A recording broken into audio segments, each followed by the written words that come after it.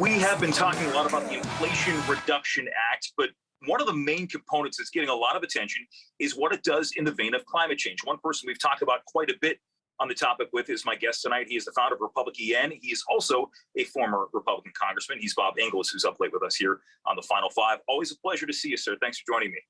Thanks, Jim. Great to be with you. We know the back and forth that has gone on for more than a year and a half.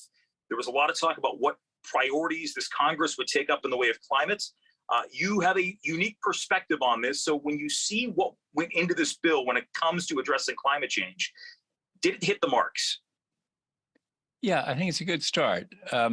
It's like this, the vehicle being reconciliation, that's rough. That's if you're the minority and I were still in Congress, I couldn't have voted for it because of the vehicle. Reconciliation is a process by which a fragile majority crams down the throat of a reluctant minority some package. That's what reconciliation always has been, always will be. And so that's a problem. But if it had been a freestanding bill with these climate provisions, they'd really be all right. The extension of credits for wind and solar, nuclear and hydrogen, all those things are pretty acceptable to people on my side of the aisle, the Republican side.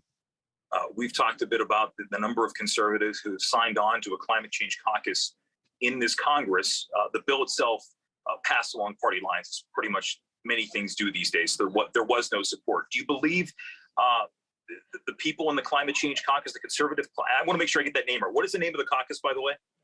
Yes, the Climate Solutions Caucus in the Senate and the Conservative Climate Caucus in the House. Were the concerns based on, do you believe the idea that this went through reconciliation, or was it the content that many of them couldn't support?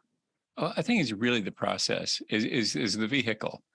I was on Budget Committee back in my first 6 years in Congress, back in the Gingrich era when we took over control of the House for the first time in 40 years. And we did a reconciliation package, and no Democrat could vote for it because we were cramming it down their throats. That's what reconciliation is. And so I think that's been the biggest problem. But if you could just take these things out and look at them separately as climate provisions, they're things that most people would find acceptable, really. As we move ahead with this, did this start a wider conversation? I mean, I know it looks as though, and if past this prologue, the Republicans have a very good chance of retaking the House, maybe the Senate, maybe both.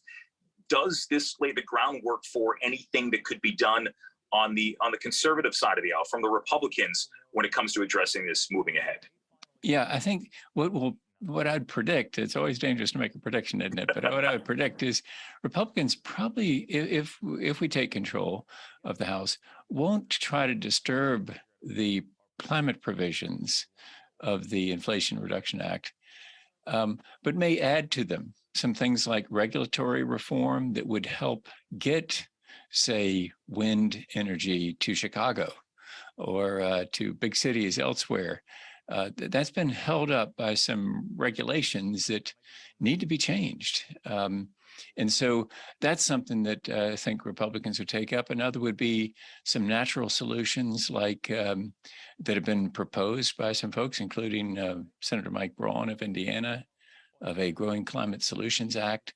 Those sorts of things may come out of additional work that Republicans would add to what's in the Inflation Reduction Act. When it comes time to selling the provisions to the voters, whether or not members of Congress voted for it, because we see this all the time. We see bills passed where, whether it's infrastructure, where you may have somebody vote against it, but they'll still be there for the ribbon cutting because we've delivered this money to our district. What do you believe that especially Republican voters going into November, what can they be sold on? What do you think would excite them in this bill that lawmakers can say, this is a good start? I'm not sure it's between now and November, but longer term, perhaps, I think the thing that could excite Republicans and really many Democrats too is getting China in on climate action. That's the thing that is in front of us. the things that we just did with these good provisions that will help us here in cleaning up American air, those will that'll be good. And the regulatory reform I just mentioned and the Growing Climate Solutions Act, that'd be great. Those things will help us here. But the thing that remains to be done is figuring out how to get China in. And the thing that would really excite, I think, people is the realization that, oh no, there's a way to get China in. It's to use the power of the American market and the desirability of being in that market through a carbon border adjustment mechanism where we actually tax Chinese imports based on their carbon emissions and collect that tax for them. Now, of course, if they object in the World Trade Organization, they might sue us. They would lose that case, we think, in the WTO. And when they do, they'd probably do their own carbon tax at home. And then you have the whole world following and fixing the problem of climate change. So that's what lies in front of us, yet to be done. Well, regardless of what we see, the back and forth between the U.S. and China diplomatically, there is that relationship, that symbiotic relationship that we still see that exists in one way, shape, or form. We're going to see how this plays out. Bob Inglis, always a pleasure. Thank you for joining us. Great to be with you, Jim. Thanks. And the Final Five is back after this.